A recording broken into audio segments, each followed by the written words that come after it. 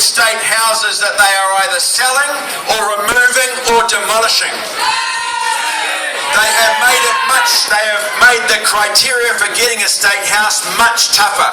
There used to be category A, B, C and D. And from July last year, the government wiped category B, C and D, and it's only the extreme cases where people will get houses. So we've got the bizarre situation that there are streets where there are empty state houses, and in the same street, families doubled up in houses, in private houses or in state houses with their relatives. It is obscene, it is wrong, it is immoral, and it has to change.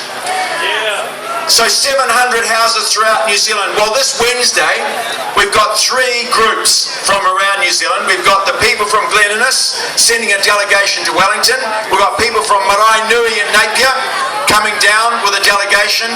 And we've got people from Palmari and Lower Hutt coming down in a delegation to present a petition to Parliament, a series of demands.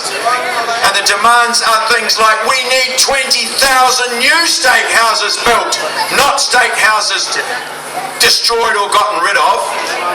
And we need to have income related rents for all of those state houses. And what we need to see is a warrant of fitness for every dwelling which is for rental in the private sector, because we've got slum landlords who are making enormous sums of money off the shortage of houses. So all of these things, all of these really important demands are there. And we've got the front line, as Joe said, is out in Glen Innes every Thursday. It's on a Thursday night. Come out there 7 o'clock up Irana Avenue by Castledene. And there are, last week, a really big protest.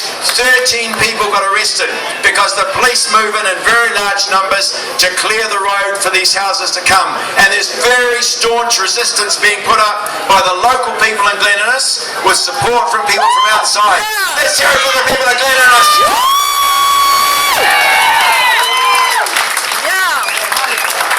So we've got to make it real. I'm here from the Mana movement, and yes, Mana is a political party. We've got 1 MP in Parliament, and we aim at the next election to have more. But we're not a political party in the traditional sense. We are a party that says we must work with movements on the street. We must help to build movements on the street, because politicians of Parliament are powerless to make real changes. We can only make changes in Parliament if there are movements on the street that are building pressure for decent housing, for policies that mean we're working for the 99% instead of the 1%. Last 2010, if I had a chocolate fish, I'd give this for the answer to this question. 2010, the 150 wealthiest New Zealanders got an increase in wealth. Just 150 people. How much was their increase in wealth? Billions. Over 1 million? Yes, it was over 1 million. 8 million? 100 million. Nice. 100 million, now over 100 million?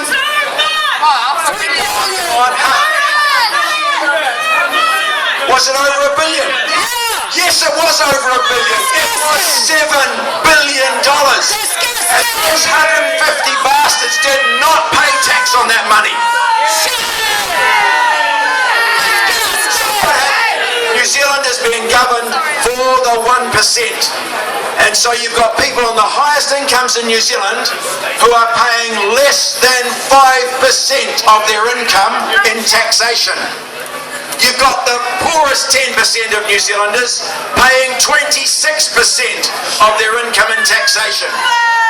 What a bloody despicable state of affairs that is. It should be the other way around. And Mana aims to make it the other way around.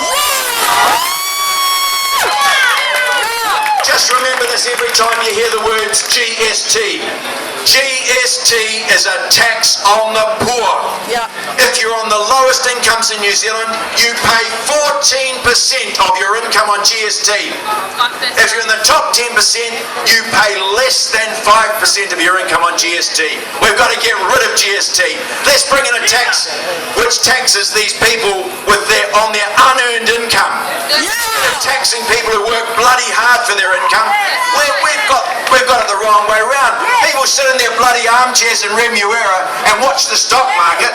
They do nothing productive whatever. They get rewarded with enormous windfalls of money and they don't pay tax on it.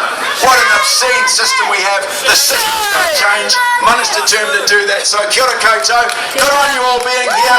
Give yourselves another big round of applause.